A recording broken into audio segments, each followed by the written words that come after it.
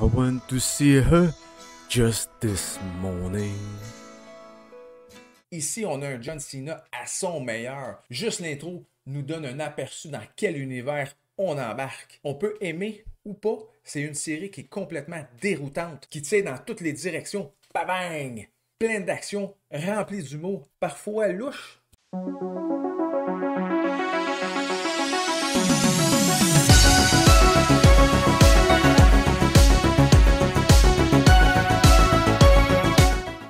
Oh oui, les matelots, ici votre capitaine. Après un Suicide Squad 2 très moyen, pour ma part, HBO Max nous propose une série sur le personnage Peacemaker. Je me suis assis, j'ai écouté l'épisode 1 et j'ai complètement adoré ce que j'ai vu après un épisode. Même, je dirais, après les 5 premières minutes, j'étais charmé. J'ai enchaîné la 2 et la 3 et malheureusement, il faut que j'attende pour la 4e.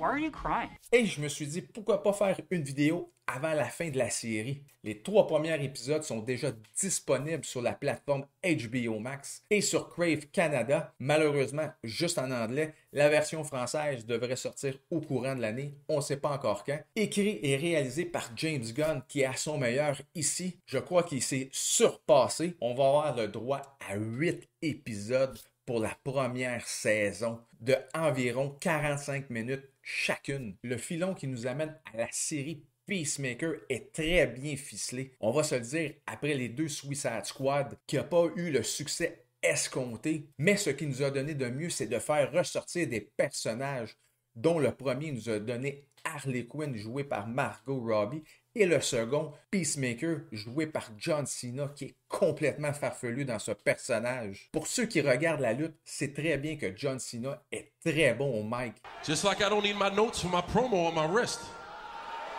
Et dans l'improvisation, mais personne ne pouvait se douter qu'il était capable de relever tout un défi. Mais ici, dans cette série, il est complètement absurde. Le pire, c'est que son interprétation ici est tellement naturelle et assumée dans ce personnage que ça devient inquiétant. Il incarne à la perfection Peacemaker. En gros, le synopsis, laissé pour mort après sa confrontation avec Bloodshot lors de leur mission sur l'île de Carthos Maltese avec la Task Force X, Peacemaker en réalité a survécu. Il est trouvé par l'équipe de Amanda Waller afin de lui confier une nouvelle mission. Oh oui, avant que j'oublie, la série est très déconseillée pour les jeunes enfants en bas de 18 ans. C'est très violent, un langage cru, contenu adulte et de la nudité, du racisme, du sexisme, du gore par moment. Tout ça sur un humour grinçant. La série commence là où le film nous a laissé,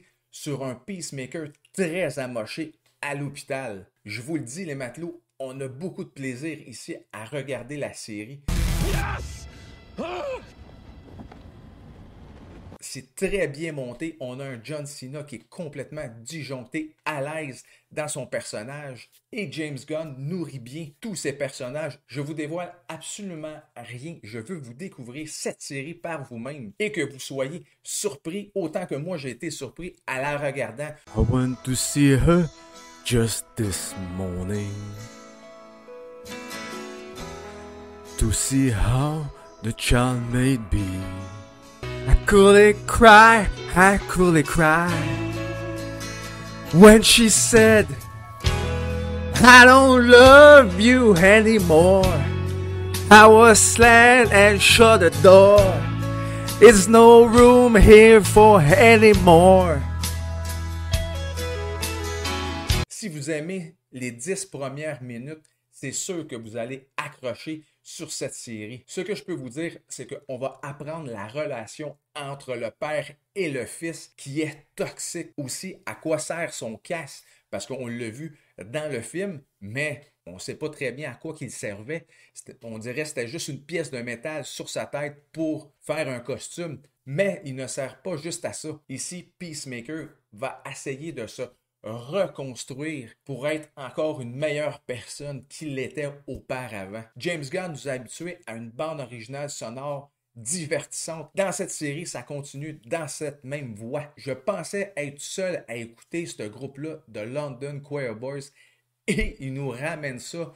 C'est complètement fou. Vous allez voir une séquence où cette séquence-là dans la série, c'est complètement disjoncté. Puis aussi enchaîne avec les succès de Firehouse et de Cinderella. Pour les amateurs 80-90, niveau hard rock music, vous allez être très satisfait et comblé et ça va vous soutirer un sourire en même temps. Allez les matelots, allez visionner cette série. Vous allez être servi. Si vous avez vu les 3 premiers épisodes, allez dans les commentaires. Dites-moi ce que vous en avez pensé. Si vous avez apprécié les 3 premiers épisodes, tout comme moi, qui est surréaliste et divertissant, on se demande où ça va nous mener. Je lui donne un 8.5 sur 10 pour les 3 premiers épisodes. Sur ce, oh oui, les matelots.